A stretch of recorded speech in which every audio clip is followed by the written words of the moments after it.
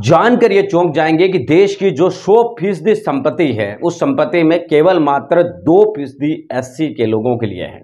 और 1% करीब आपको बता दें कि एसटी के लिए। एससी और एसटी जो कि देश की एक बहुत बड़ी आबादी है, करीब करीब 40% आबादी इसको माना जाता है, उनकी इस देश की संपत्ति में केवल मात्र 3%, 3-3.5% एक तरीके से हिस्सा है। ओबीसी का बहुत बड़ा तबका माना जाता है, लेकिन उसका हिस्सा भी यहां पर 8-10% ही है। इसके अलावा देश की जो कुल संपत्ति है उसके ऊपर श्रमण समाज जो कि केवल मात्र 10-15% बताया जाता है, उसकी आबादी यहां पर जो संपत्ति के अंदर उनका हिस्सा है वो करीब 90% है।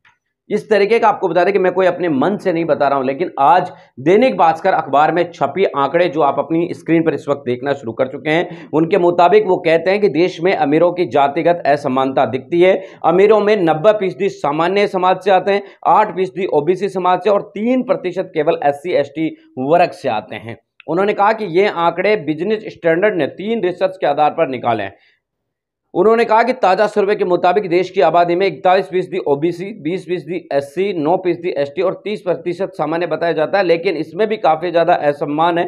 देश के अंदर एससी, एसटी और ओबीसी की कुल मिलाकर 85% है वो आबादी मानी जाती है, लेकिन इनकी संपत्ति के अंदर जो हिस्सा है वो कुल मिलाकर 12% है, यानी कि 8% ओबीसी का और 3% एससी एसटी का, यानी 11% के आसपास होती है। और जो इनकी आबादी है वो करीब करीब आपको बता दें कि 85% मानी जाती है। एससी एसटी ओबीसी की लगातार आपको बताने की कोशिश करें तो संपत्ति है वो कम होती जा रही है और कुल मिलाकर बात साफ नजर आ रही है कि देश के दौलतमंद कुनबे में एससी एसटी ओबीसी की हिस्सेदारी बहुत कम है, जबकि आपको बताने की कोशिश करें तो बहुत बड़ा हिस्सा एससी एसटी ओबीसी का आपको बता दें कि जाति के आधार पर देखने को मिलता है। कुल मिलाकर बात आप इस बात को अंदाज ये समझ लीजिए कि अगर 100 का हिस्सा है तो उसमें से 90%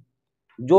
संपत्ति है देश की वो श्रमण समाज के पास है और एससी एसटी ओबीसी तीनों के पास मिलाकर केवल मात्र 10%, 11% है। जबकि आबादी की बात करें तो आबादी इसके उलट है, 85 से 90% जो है वो बहुजन समाज की, जिसे एससी एसटी ओबीसी कहा जाता है, उसकी है और 10% आपको बता दें कि जनरल समाज की मानी जाती है। और यानी कि कुल मिलाकर पूरा का पूरा फर्क है वो देखने को मिल रहा है।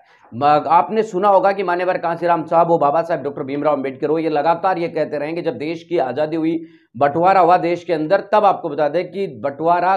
जो जाति के आधार पर होना चाहिए था देश की संपत्ति का वो नहीं हुआ। आज भी देश के अंदर आर्थिक असमानता है। एक एससी का जो लड़का है, ओबीसी का लड़का है, उसे आर्थिक असमानताओं का शोषण का वो शिकार होना पड़ता है, जबकि आपको बता दें कि श्रमण समाज के पास फाइनेंशियली तो वो स्ट्रॉन्ग इस सर्वे के अनुसार दिखाई दे रही हैं। साथ ही आपको बता दें कि जाति के आधार पर भी वो अपने आप को श्रेष्ठ है मानते हैं, जिसकी वजह से देश के अंदर असमानता दिखाई देती है। इस मामले को लेकर आपकी